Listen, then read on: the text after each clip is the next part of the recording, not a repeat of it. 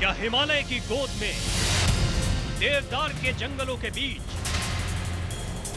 इन दुर्गम रास्तों के उस पार महादेव के अनदेखे अनजाने निशान मौजूद हैं?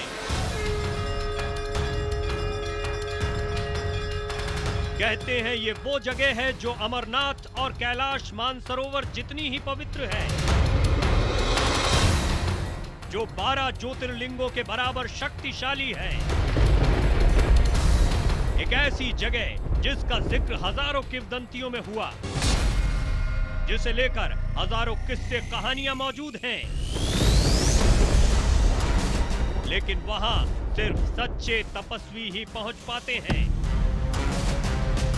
क्या वाकई इन पर्वतों के दूसरी तरफ ऐसी कोई जगह है? क्या इन जंगलों से आगे कोई द्वार सीधे महादेव के दरबार में खुलता है? IBN7 की टीम निकल पड़ी एक अद्भुत, अकल्पनीय और खतरनाक सफर पर। एक ऐसा सफर जिसकी जानकारी इंटरनेट पर भी नहीं मिलती।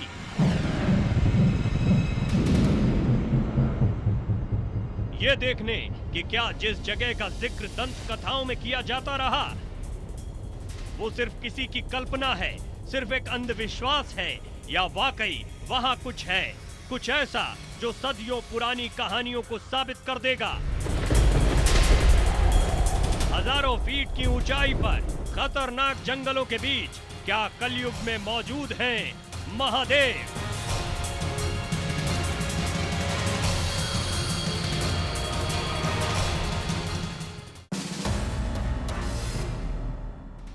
कैलाश मानसरोवर, केदारनाथ, पशुपतिनाथ, क्या इन सब से दूर हिमालय की गोद में देवदार के घने जंगलों में कहीं आज भी मौजूद है एक और अमरनाथ, एक और द्वार जो सीधे महादेव के दरबार में खुलता है, जहां महादेव की मौजूदगी का चमत्कारी सबूत दिखाई देता है, जो अमरनाथ जितना ही पवित्र है, जो 12 ज्योतिर्लिंगों के बराबर शक्तिशाली है। IBN7 निकल पड़ा है इस अनदेखे अनसुने रहस्य की ओर, ये तलाशने कि क्या किंवदंतियों की वो कहानियां सिर्फ किताबी किस्से हैं या वाकई वहां कुछ है। महादेव के उस अनदेखे दरबार, हिमालय में छिपे एक और अमरनाथ के सफर का पहला पड़ाव था मानसेश्वर, महादेव का एक प्रसिद्ध धाम।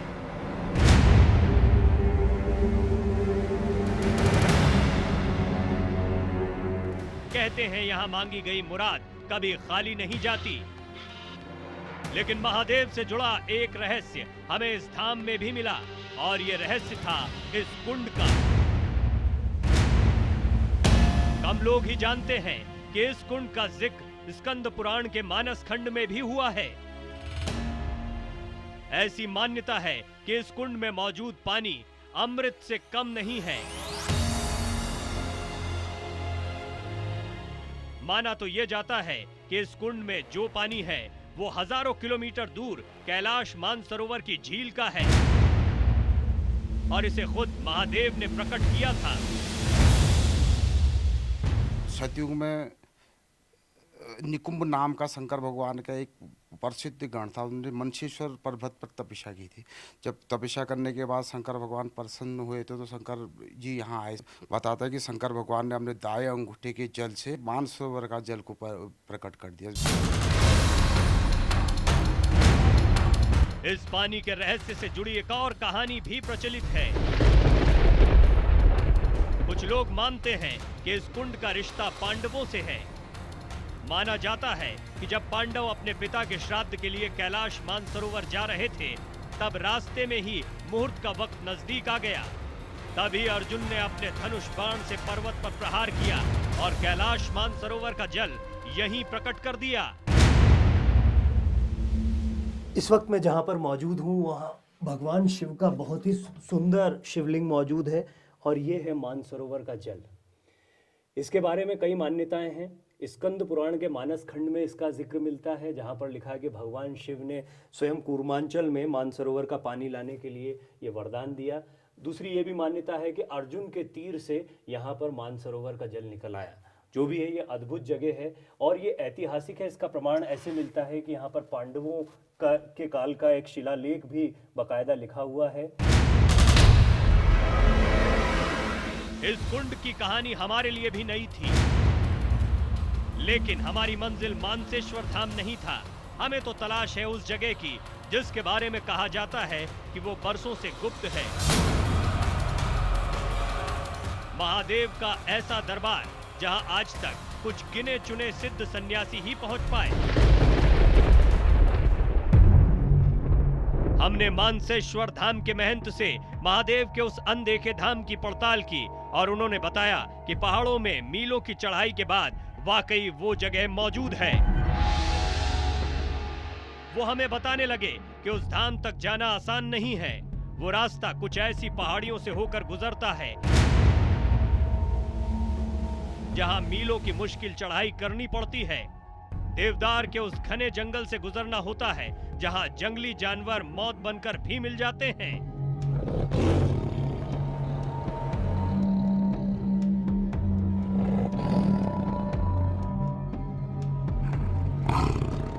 साक्षात महादेव के रूप है।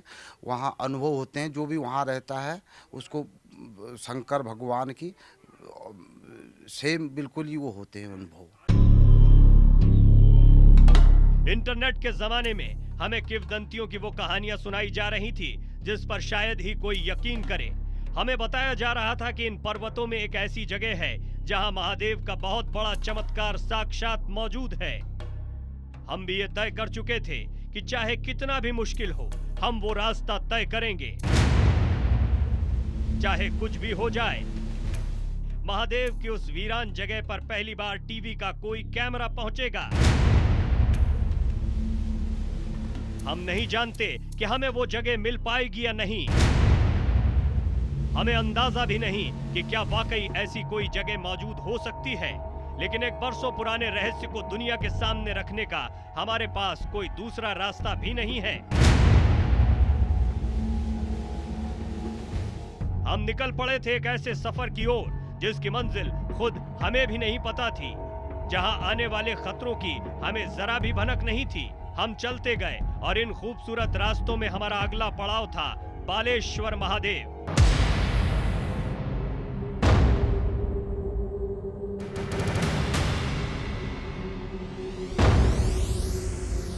यानी महादेव का एक और मंदिर, और इस मंदिर से जुड़ी कई किंवदंतियां जो इशारा कर रही थी कि इन वादियों में महादेव के हजारों निशान आज भी भक्तों की नजर से दूर हैं।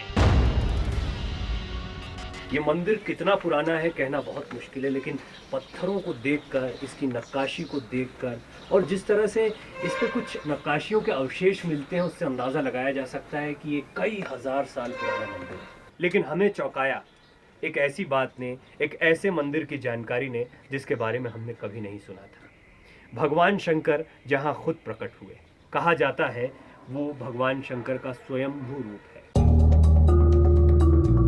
हमारी मंजिल थी महादेव की वो अनजान दुनिया, लेकिन यहाँ मौजूद एक रहस्य हमें आगे बढ़ने से रोक रहा था।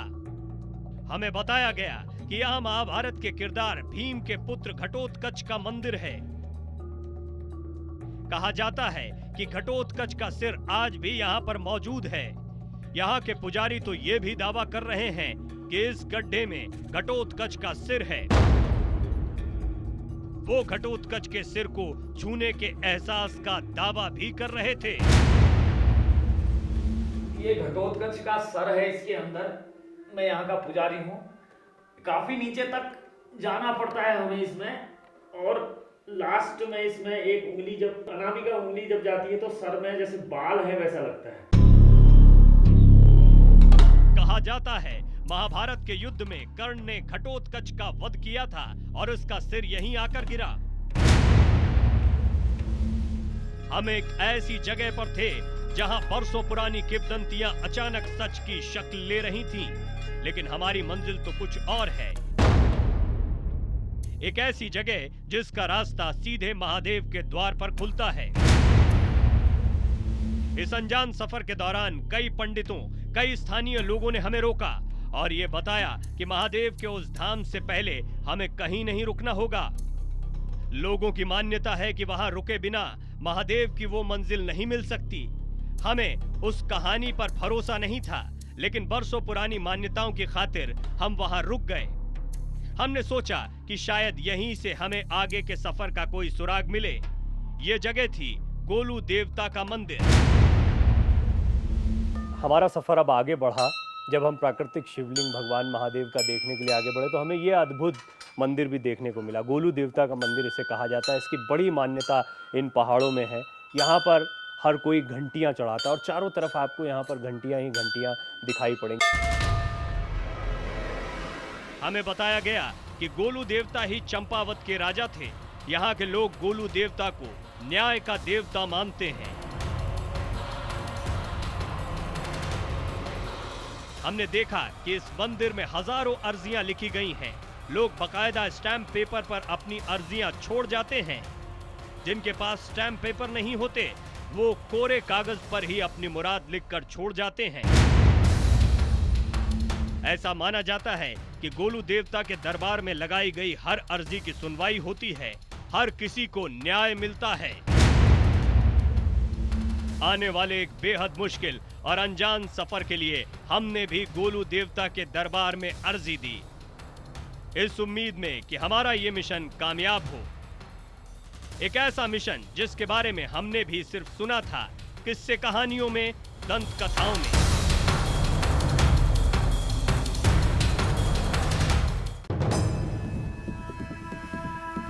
हम उस सफर की ओर थे जिसकी मंजिल अब चंद मील दूर है, जो कहता है कि हिमालय की गोद में छिपे हैं एक और अमरनाथ। लेकिन वहां जाने से पहले हमें मुलाकात करनी थी उस परिवार से जो महादेव के उस अनदेखे दरबार को सबसे करीब से जानता है, जो परिवार बरसों से उस दरबार की सेवा कर रहा है। हम जानते हैं कि अगर उन जंगलों से होकर महादेव के उस धाम को तलाशना है तो हमें उस परिवार से मिलना होगा जो इसी गांव में कहीं रहता है। लेकिन तभी हमें एक बहुत बड़ा खतरा सामने दिखाई दिया। एक आदमखोर तेंदुआ जो हमारी आंखों में आंखें डालकर खड़ा था। हमारे कदम वहीं थम गए और हमें याद आने लगी वो बातें जो गांव के लोग बता रहे थे कि महादेव के उस अनदेखे दरबार का रास्ता जंगलों से होकर गुजरता है, जहां कई जंगली जानवर मौत बनकर सामने आते हैं। हम काफी देर तक वहीं मौजूद रहे, इंतजार करते रहे इस खतरे के टलने का। कुछ देर बाद वो तेंदुआ जंगलों में वापस लौट गया।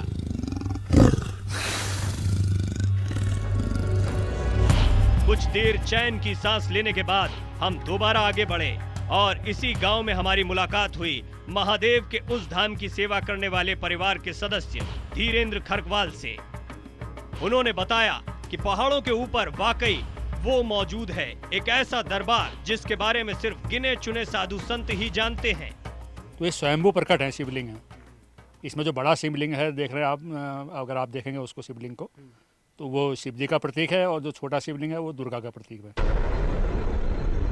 धीरेन्द्र के मुताबिक ये कहानी जुड़ी है नेपाल के सूर्यवंशी राजाओं से, जो अपने राज्य के 2 भट्ट ब्राह्मण भाइयों को मारने की साजिश कर रहे थे। राजाओं की साजिश से बचने के लिए दोनों ब्राह्मण हिमालय के इन जंगलों में आए और यहीं पर महादेव की तपस्या शुरू की। ऐसा माना जाता है कि भगवान शिव ने उन्हें साक्षात दर्शन दिए और ये वादा किया कि वो हमेशा उनकी रक्षा के लिए यहीं मौजूद रहेंगे। धीरेन्द्र के मुताबिक इन पर्वतों के पीछे महादेव का एक ऐसा निशान है जो पूरी कहानी खुद बयां कर देता है। हमारी गुजारिश के बाद धीरेन्द्र आगे के सफर में हमारे साथ चलने के लिए तैयार हो गए। हमारे दिल में महादेव के उस दरबार को देखने की बेकरारी बढ़ने लगी और हमने आगे बढ़ने का फैसला किया। इस सफर में हमारी मुलाकात एक और शख्स से हुई, बामन दा, जिनकी उम्र तकरीबन 100 बरस है, जिनके पास महादेव के उस धाम से जुड़े कई किस्से मौजूद हैं। नेपाल में रहते थे तो उनकी जो उस प्राकृतिक थे उन शिवलिंग थे भगवान की इच्छा से वह वहाँ बड़ा आराधना करके उस शिव जी यहाँ को आए। तो आने के बाद में उनने कहा हमारा स्थान बताइए। तो थान उनने बागेश्वर के थान में बागेश्वर रहने के लिए बनाया। वामन दास से मुलाकात के बाद हम फिर उन्हीं कच्चे रास्तों पर आ गए। यहाँ से हमारी मंजिल सिर्फ चंद घंटे दूर थी। तकरीबन 1 घंटे की चढ़ाई के बाद हमें अपनी मंजिल का पहला नजारा दिखाई दिया, यानी वो पर्वत जिसकी ऊंचाई पर मौजूद है महादेव का अनदेखा अनजाना दरबार। तकरीबन 1 घंटे की सीधी चढ़ाई के बाद हमारे सामने था महादेव का एक अनदेखा अनसुना दरबार। कुछ ही दूरी पर, कुछ कदमों की दूरी पर महादेव का वो प्राकृतिक शिवलिंग मौजूद है। और जैसा हमें बताया गया है यहाँ पर कोई भी नहीं है, दूर दूर तक एक सन्नाटा सा है। साथ ही साथ काफ़ी ऊंची चढ़ाई है और हम भी थोड़ी देर के लिए यहाँ पर रुके हैं और अब बहुत उत्साहित हैं मैं और मेरी पूरी टीम भगवान शिव के साक्षात दर्शन करने के लिए और आप तक पहली बार वो तस्वीरें पहुँचाने के लिए। जमीन से तकरीबन आधा फीट ऊंचा एक प्राकृतिक शिवलिंग जो हजारों फीट की ऊंचाई पर खुद प्रकट हुआ।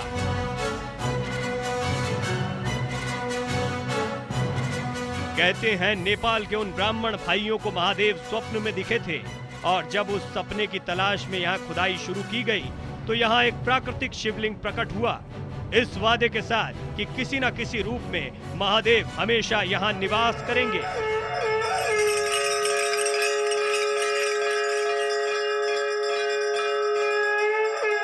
उन ब्राह्मणों के वंशजों ने खुद इस मंदिर का निर्माण करवाया, महादेव के इस दरबार को एक धाम की शक्ल दी।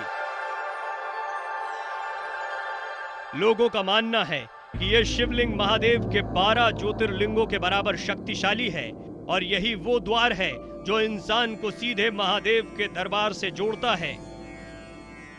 बहुत बड़ा महात्मा है वहाँ उनका, तो शिव जी का ये समझिए कि आप कि 12 ज्योतिर्लिंगों में एक, वो भी उनसे बढ़ करके ही हुए पर कम नहीं हुए, वो भी ऐसे ऐसे शिव जी हैं। हमें महादेव के जिस दरबार के बारे में बताया गया वो यही था और हमारे तमाम सवाल आस्था की शक्ल में हमारे सामने खड़े थे कि क्या वाकई यही है महादेव का दरबार।